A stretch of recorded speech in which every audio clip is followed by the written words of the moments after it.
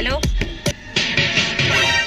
ആ സംസാരിച്ചോ 24 മണിക്കൂർ നിനക്ക് ഫോണിൽ സംസാരിക്കാനേ ഉള്ളു സമയം.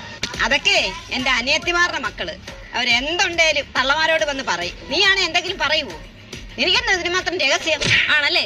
അതെ, അവർക്കൊക്കെ എന്തും അമ്മമാരോട് എന്ന് പറയാം.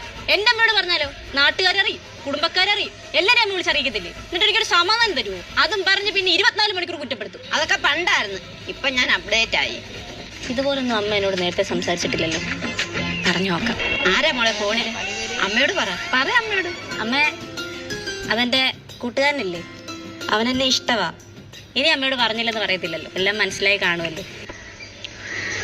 മോളെ സംസാരിച്ചോ? വിളിച്ചോളാ. മോള് സംസാരിച്ചോ?